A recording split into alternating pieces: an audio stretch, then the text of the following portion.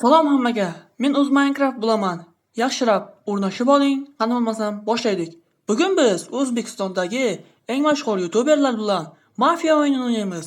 Mafia o'yini nimaligini tushunmaydiganlar uchun video davomida yaxshilab bilib olasizlar. Qani bo'lmasam, ketdik. Like va obuna tugmalarini ayamay bosishingizni so'rab qolamiz.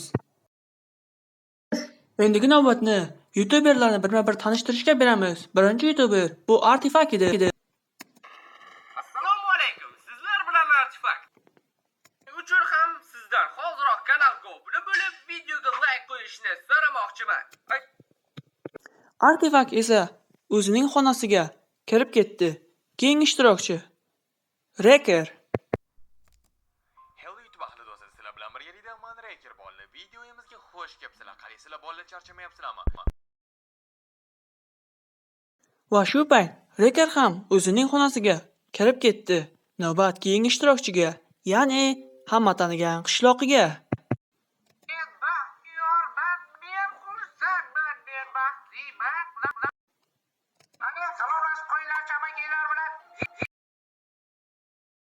Qishloqi ham o'zining uyiga kirib ketdi. Qishloqi kir. Qishloqi uyda kelyapti, kir tezroq. Qishloq odam bo'lmadi-da. Barchaga assalomu alaykum azizlar, sizlar bilan Kayzo mana. Agar kanalga yangi bo'lsangiz obuna bo'ling va bildirish nomalarini tugmasini bosing. Biz esa boshladik. Mana ko'rishingiz mumkin. Kayzo ham o'zining uyiga kirib ketdi. Keyingi ishtirokchi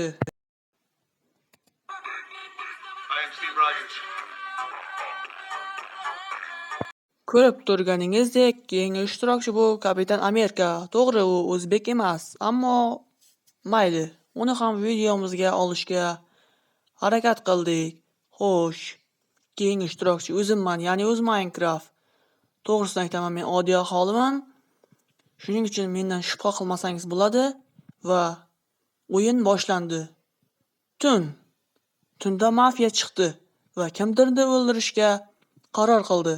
Va bu kishi kimligini hozir ko'ramiz. Yo'q, qishlog'i faqat unday qilma. U nega mening uyimni oldida turibdi? Nahot u meni tanlasa? Afsuski, u meni tanladi va men o'yindan chiqib ketdim. Qishlog'i esa o'zining uyiga kirib ketdi. Va o'sha tun to'satdan doktor chiqdi. Doktor tunda mafiyalar hujum qilganini eshitdi va kimnidir davolashga harakat qildi va u Kayzo edi. Doktor uni davoladi ham va u o'z uyini oldiga kirib ketdi. Xo'sh, u to'g'ri topdimi? Bilmaydi o'zi ham. Xo'sh, o'sha tunning o'zida men chopolib ketdim va men o'yinni tark etdim. Xo'sh, nima deb o'ylaysiz? Videoning oxirida kim g'alaba qozonadi? Sizningcha qishloqi mafiyaligini qolganlar biladimi yoki bilishmaydimi? Davom etamiz. Afsuski, ular Kayzodan shubhalanishdi va Kayzoni o'yindan chiqarib yuborishdi va bu xato javob edi. Ikkinchi tun. Qishloqi yana shu yerda va u bu safar kimni tanlaydi? Xo'sh, bu safar u Artifakni tanladi va Artifakni o'yindan chiqarib yuborishga qaror qildi. O'sha lahzada komissar uyg'onib qoladi va kimdandir shubha qilib, o'shani mafiya deb o'ylaydi va uni tanlaydi.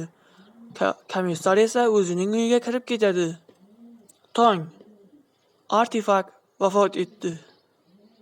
Ammo bu yomon tarafga emas edi. Chunki o'sha tunda komissar mafiyani topgan edi. Ya'ni mafiya qishloqligini Kapitan Amerika, ya'ni Steve Rogers bilib qo'ygan edi va oddiy aholi mafiyaning ustidan ajoyib g'alaba qozonishdi. Bunda Kapitan Amerikaning mahorati va aqli juda katta rol o'ynadi. Siz mafiya o'yinini nimaligini hali ham tushunmagan bo'lsangiz, tun bo'lgan payt mafiya oddiy aholini otadi. Kun bo'lgan payt esa oddiy aholi mafiya kimligini aniqlashga harakat qilish kerak.